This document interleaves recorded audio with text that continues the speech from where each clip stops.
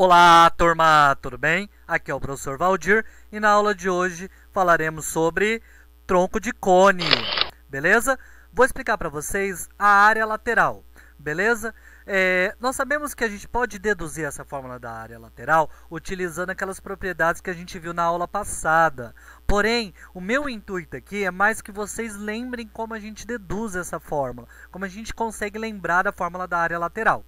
Então, eu utilizei um macetezinho para vocês lembrarem, que é lembrar que isso aqui, ó, se a gente fosse plano, lembraria um trapézio, ó. Tudo bem? E como que a gente calcula a área do trapézio? Base maior mais base menor, tudo isso multiplicado pela altura e dividido por 2, não é? Então, é só você lembrar, então, quando você vai deduzir a fórmula da área lateral, se você não tiver em uma prova, é isso. Então, você pensa assim, ó, base menor, 2πr, base maior, 2πrzão, beleza? Vezes a altura é a nossa geratriz aqui do tronco, a geratriz do tronco está aqui, chamamos de G.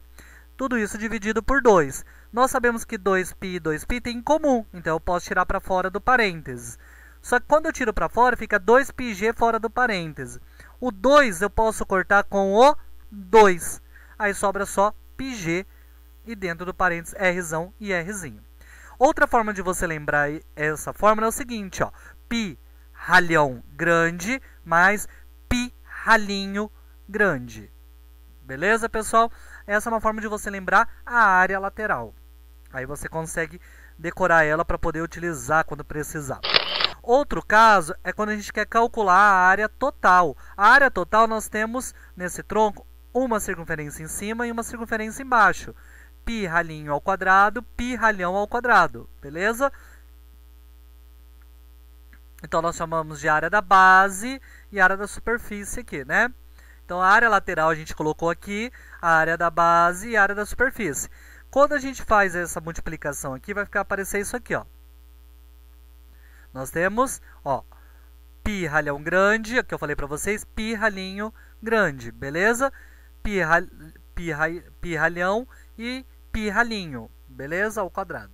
O que tem em comum todos eles? O π. Então, eu vou colocar o π em evidência, beleza? Agora eu vou deixar em comum também os que têm iguais o raio, ó, os dois que têm o Rzão e os dois que têm Rzinho. Vou colocar aqui e vou explicar, ó. O π é evidência de tudo.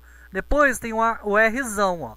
O Rzão tem nesses dois, ó, nesse primeiro e nesse terceiro.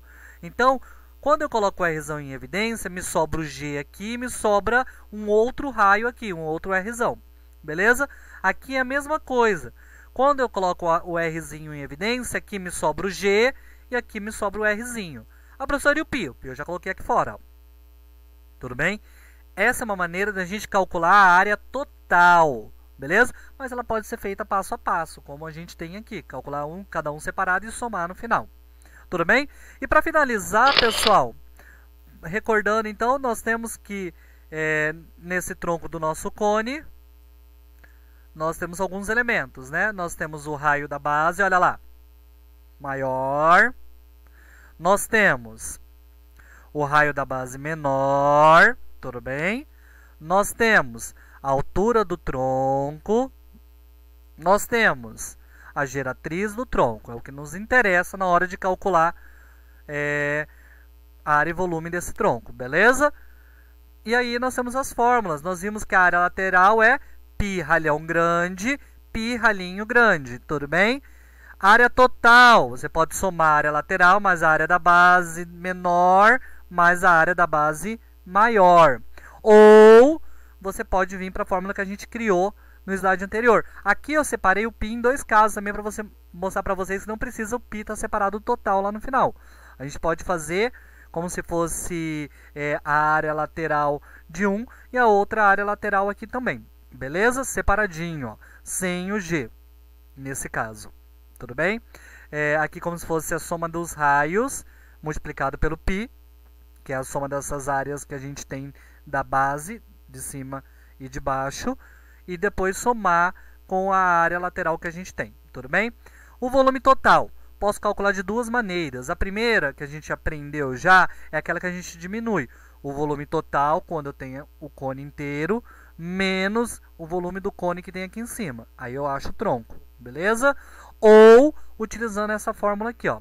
E essa fórmula também é fácil de lembrar. Lembra que o volume é π ralho ao quadrado vezes a altura dividido por 3? Só que nesse caso, nós temos o seguinte, ó. Pensa que no raio a gente tem que colocar, a gente tem raios diferentes, um em cima e um embaixo, ó. Então os dois raios têm que aparecer ao quadrado e os dois juntos no meio, multiplicando. Fica fácil de lembrar. Beleza? Espero que tenha ficado claro. A gente vai resolver nas próximas aulas um exemplo de altura e um exemplo de volume. Beleza, pessoal? Até a próxima!